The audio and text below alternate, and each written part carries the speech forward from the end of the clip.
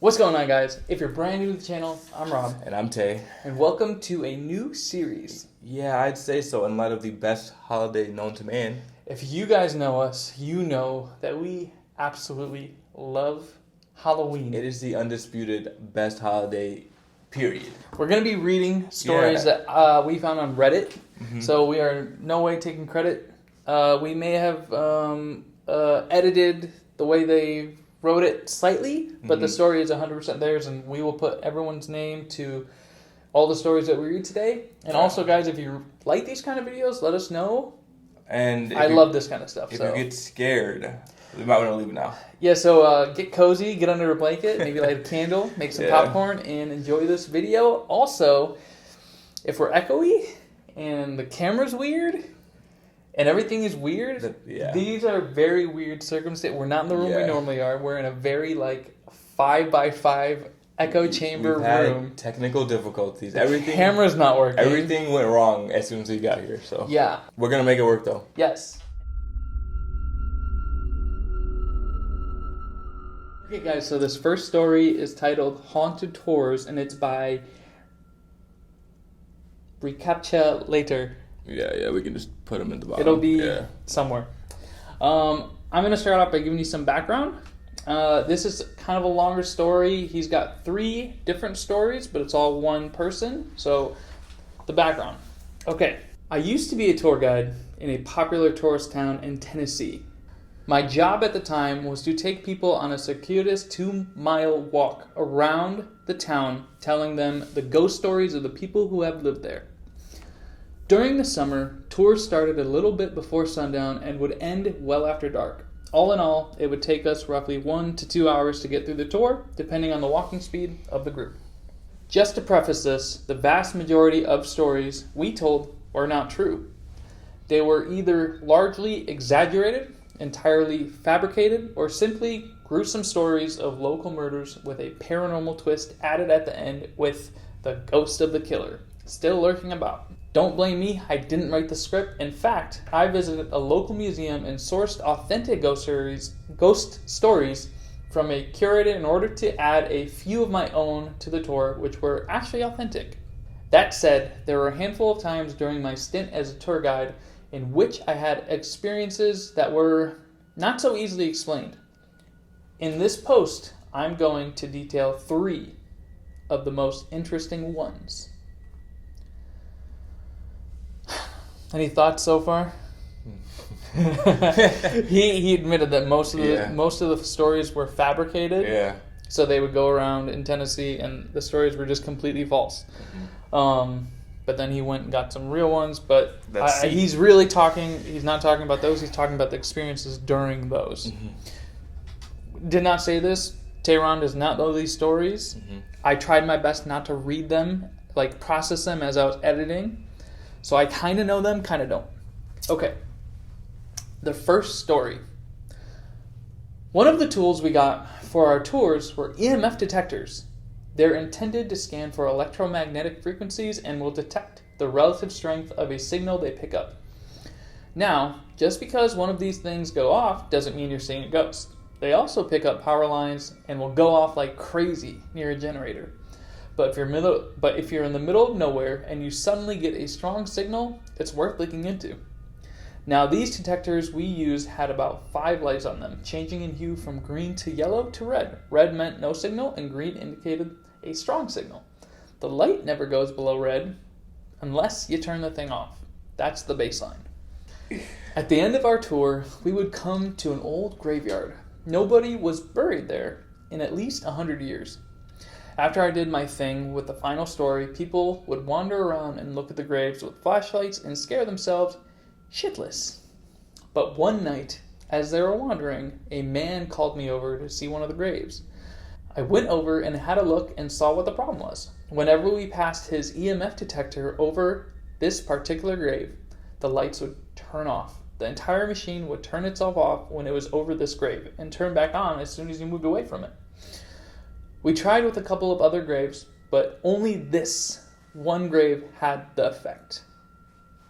We were curious about the grave, so we tried to read the name of the person, but the headstone was too worn down for us to read it. The first name was Thomas, was faintly able to be read, but the surname was too hard to read. We had a whole group of 5 people leaning over at it at this point to try to read it, when we all heard the same thing. As one of the group members wondered aloud what the man's surname was, a loud voice behind us shouted, "Whatever." As you may have guessed, there was nobody behind us when we turned around, and we called the tour to a close shortly after that. I never messed with that specific grave again, except to place some flowers on it one time, as was my habit every once in a while since nobody visited that place anymore. So that's the end of that first story. Mm-hmm. So, what do you think about it? Kind of freaky. Okay, so let me give you my mindset when I was looking for these stories, so they also understand. I wasn't specifically looking for like scary stories. I was looking for stories that seemed creepy off, and somewhat believable. I don't think like you're gonna see a demon just jump at you from the ceiling. I want little things that are hard to explain that you could. The whole point of these is I'm going into these thinking that this person is not lying; they're telling the truth. And I'm trying to be as open as I possibly can. Yeah, they're as most realistic as possible. Yeah, I wasn't looking for anything over the top. So the fact that they were looking at the grave, the EMF reader going over the grave would turn off, and then they couldn't make out the last name, and then all of a sudden from behind them they hear the last name, Whaley. They all turn around. It's an open graveyard, and they see nothing. That's insane, kind of creepy. How do you explain that? You literally cannot explain that. You can't. Assuming that this person is telling the truth, you cannot explain that at all. Unless, I don't know. It doesn't sound scary, but if you put yourself in their shoes, I would be shaking. You're in a graveyard. Unless there's something in the grave that's making the detector go crazy. Okay, but then that wouldn't explain the whole last name thing. Yeah? I mean, I just heard someone yell hot dog behind me. Do you believe me? I don't believe you because I'm here with you and I didn't hear it. So now this is the second story. This is the second experience of the same tour guide. Okay, so to start the second story. At the end of the tour, sometimes I would get tips if people had fun or get spooked.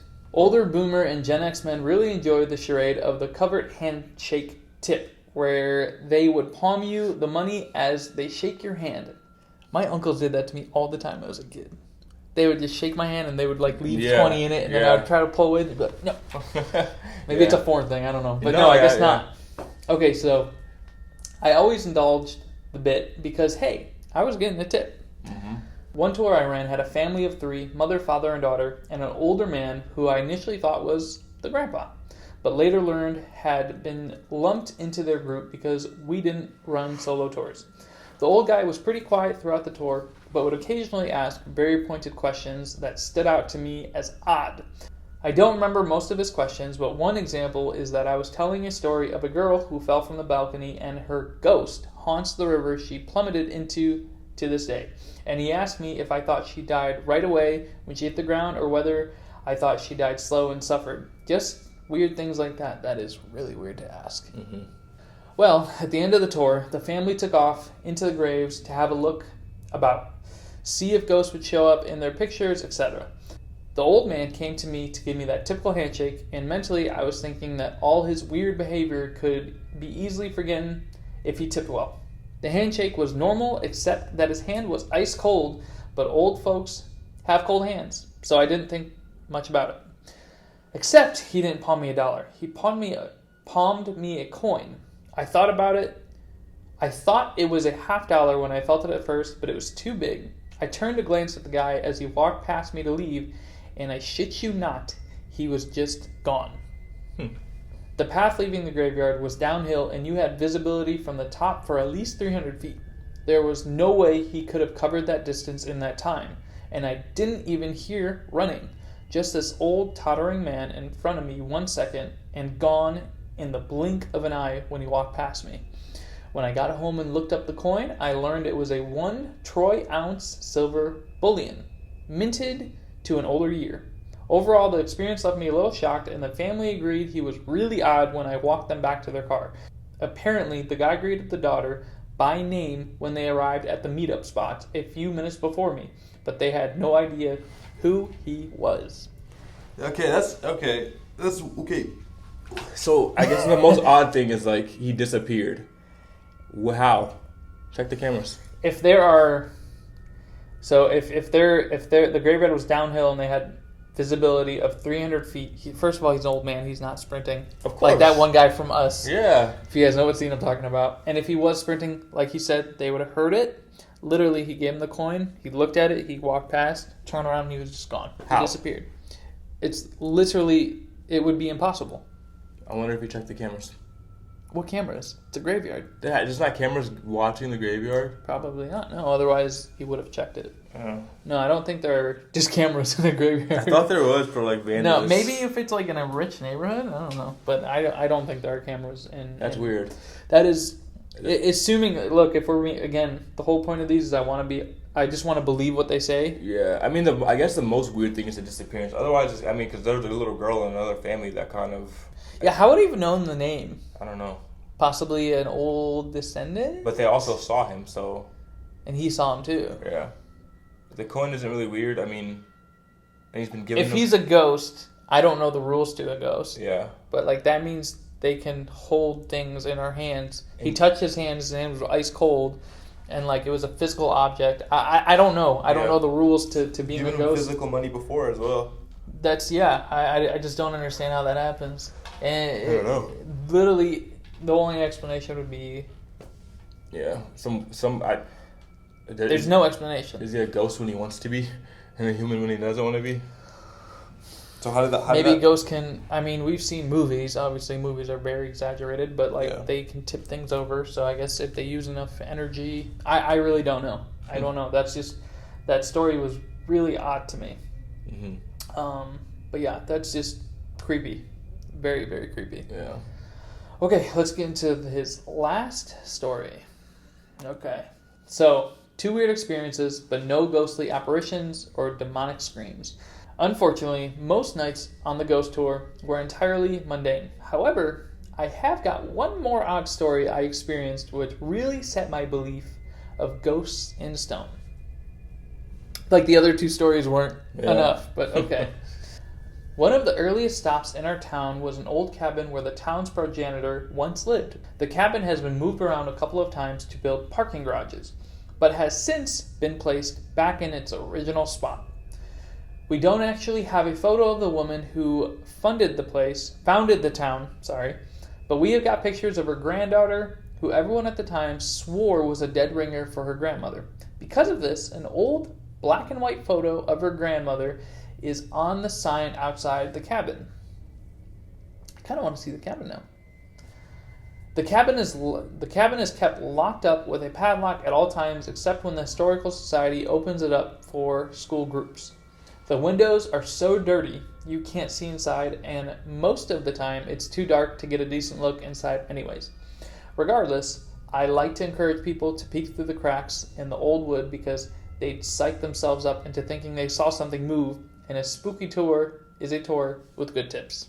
Anyway, one night after I did the whole spiel about her founding the town and how people say they can see her ghost within the cabin on some nights to this day, I let them all have a go at peeking inside. One of the younger teens in the group approached me after looking inside, and we had a very odd conversation. These kids, roughly 13 to 16, usually think it makes them look cool to be skeptical and show everyone they're not scared. So he asked me something like, "Who's in the costume?" I was a little confused and explained how the photo on the sign is a picture of the granddaughter of the town's founder, but that she wasn't wearing a costume. That's how people dressed at that time. The little shit rolled his eyes and told me that he meant the woman in the cabin. Weird. Of course, I had to have a look, so I peeked through, and sure enough, a streetlight was shining through the dirty window and letting in a diffused sort of light, and you could just make out the figure in a rocking chair sitting in the corner of the dark cabin, rocking back and forth. It was hard to get a good look at her, but from what I saw, she did look just like the woman in the photos. I moved the group on pretty fast because, quite frankly, I was a little afraid it was a homeless person who'd broken in somehow. If it was, I had a group of 6 kids and 1 parent. I didn't want anybody getting hurt or snatched. But I stopped by the cabin again on my way to my car, and the lock was on tight and undamaged. I peeked inside again, and there wasn't even a rocking chair in the cabin. In the whole time I worked the tour guide, roughly 2 years, I never saw a chair in that cabin again, or any woman for that matter. So to sum it up. So anyway, those are my stories. I know they aren't as sensational as some, but I thought I'd share my experience with you all. That's interesting too. That's very... okay, so maybe like the last story can maybe be explained. Like the glass is foggy. He said the cracks were letting in diffuse light. Mm-hmm. The fact that everyone saw it makes it a little weird, a little harder to debunk. But maybe that one is debunkable. But I don't know. That's weird. That's still... Yeah. Imagine a woman in a rocking chair. And the teenager being like, no, the person in the cabin. I'd have been like, what? I wish I would have like... Time to go. Yeah, heard like the other kid's reaction because I'm sure the kid didn't keep it to himself. It's spooky. It's spooky. It's definitely creepy. It's spooky. All right, Tay. So now, that was our longer story. We have a shorter story. I'm gonna let Tay read this one, and we'll end that video. Mm-hmm. And we'll do another phase of me doing a longer story. Yeah.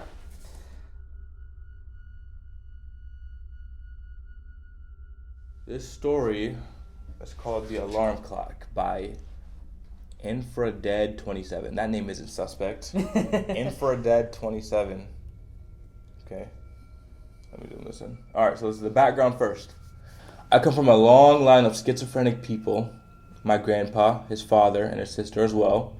My dad shows some symptoms of schizophrenia, and I'm sure that I have it since I've seen things and I hear voices. It's hard to explain, but I see human-shaped figures in the dark when I try to change my point of view by moving or shifting my eyes a little bit. They gradually fade into the environment. That is all the background, so this has got just a little background, and we're going to jump immediately into the story. This one. Yeah. Is that what schizophrenia is? I guess it can be part of it. I wouldn't know. So here's how my story goes. I had a midnight craving, so I decided to go downstairs and see what's in the fridge. As I was descending the staircase, I heard the alarm clock going off in my grandma's room. My grandparents live in separate rooms during the day since they can watch different shows on the TV and use the bathroom without waiting for the other person to finish. They sleep together in the room upstairs on the other side of the house. I figured I'd turn it off and proceeded into my grandma's room. It was one of those made-in-China digital clocks that looked really retro-futuristic but was made of cheap plastic. I couldn't figure out how to turn the alarm clock off, so I took out the battery and it stopped ringing. I locked Grandma's room and proceeded to turn off the living room light. Before my hand could reach the switchboard, I felt this sudden chill throughout my body. Even though this happened in summer, all of a sudden it was so cold that I was shivering. I ignored the temperature and turned off the lights. As I passed Granny's room door, I heard the door getting unlocked. I immediately took 2 steps back only to find the door completely open. Even though I couldn't see anything, I felt like something was in there. I stared at the darkness and the darkness stared back at me. Something was in there. I felt something, but my brain wasn't able to completely process it. After about 5 minutes of awkward staring between me and the invisible entity, it ran out of patience. I saw the door move on its own toward the closing position with my open eyes. It confused me a bit, but I was still staring. About a moment later, the freaking handle moved down. The door moved to the docking position and the handle went back to its resting position. Okay. I don't know why, but I said, okay, out loud and casually started moving towards the stairs as if nothing happened. Keep in mind, that's not a real sentence. Keep in mind that I was still shivering from the cold and was terrified from the inside. I barely took 4 or 5 steps before hearing the alarm clock go off again, but at a louder volume. At this point, I said, fuck it, and made a run for it. I climbed the stairs and ran straight into my parents' room. Thankfully, they were awake and watching a movie. After telling them what happened, my dad believed me, but my mom wasn't convinced. My dad decided to go downstairs, but immediately made a U-turn at the stairs after hearing the alarm clock. I convinced them to let me sleep in the room for the night. We watched a movie and fell asleep. My mom found no batteries in the alarm clock in the morning. I forgot to mention that 3 of my family members, Nana, Nani, and Grandpa's sister, passed away 1 to 3 months before the incident. I'm confused by this story. Why? What's confusing? Maybe the last part's confusing me. Why did you forget to mention that? You're just insinuating that maybe... I think he's trying to add to the story, like maybe it could have been someone, one of them reaching out. I don't know. What do you think? If I'm going in this with an open mind and he's telling the truth, then that's weird because he took the battery out of the alarm clock and it turned off the first time. He walked away and I think it went off again, I believe, is what happened. He went to his parents. Dad believed him, Mom didn't. Dad went down the stairs. He heard it. He also heard it, so you have a second source who heard it. But he turned right around. Yeah, he heard it, and then he turned around because he got freaked out. And then they ended up just going to bed after watching a movie. And then the next morning, the mom, who didn't believe the story, went down, and she didn't find batteries on the clock. So that's weird. 2 people heard it. So even though they come from schizophrenia, 2 people heard it. Now, maybe my only thought around it is when the son said it, the dad got in his head, and as he got closer to the room, he thought he heard it. How old is this kid? It doesn't say. Hard to say. I have no idea. It's 27 because he's infradead 27. Yeah. I have no idea. I don't know. It's he's old weird. enough to write this. It's definitely weird. Yeah. And I don't know if you're forgetting the he didn't see it, but he felt the entity in the door staring at him. Yeah. Like he got chills down his spine. I've had similar experiences like that with that one. Yeah. Like you opened the door and you felt a cold entity? Not that exact experience, but just similar things where it's like it makes like the hair on the back of your neck stand up. So maybe. And this is the only experience that he's ever mentioned. He doesn't have multiple experiences that we know of. So that's just, I don't know. I would, personally, if I took the batteries out of an alarm clock and it turned on. What if you heard something that was similar to an alarm clock? I mean, I think if you heard the same exact alarm, you would know, though. It's an old alarm. And then the dad not going down there to look. He was scared. Yeah, I guess. Wait, that's it. That's literally it. That's the alarm clock? Nothing what you expected, right? Yeah. It's just a regular alarm clock. Nothing out of the ordinary. So, who knows? Yeah, man? Don't buy this alarm clock. Yeah, don't buy the alarm clock. Don't buy this one. Because it's haunted. You guys will see it too, but don't buy this one. Yeah, so I don't know. Just in case. Yeah, you never know. Creepy? It could. You know what? I think the now that you one's say more that, creepy. The other one is definitely creepier. Like I wanted to have a good story up front, and then another one just kind of wind us down. Yeah. And give you guys a break. But it could. The only other thing I can actually think of is that alarm clock, maybe it has a defect. You know how sometimes if you take a battery out of something, it still holds a little bit of charge? Mm-hmm. That could be that. It could happen. That has happened before. So, possibly? We don't know. Who knows? What do you guys think? I guess put it in the comments, but that's the video. That's the video, guys. If you like the stories, if you have any comments, if any of you have stories that happened to you personally, add us on our Instagram and send it to us, and if you let us, we'll read it out loud we'll do that. A different video. That'd be really cool. If you guys like these kind of videos, let us know. I personally like these kind of videos. I think they're definitely cool to think about, but they work much better with engagement. So let us know if you guys like them. Let us know, like you said, send us your stories. We'll read them. We'll talk about them. If I can, I'll upload this video tomorrow. So happy October 22nd, and see you next time. See you guys next time.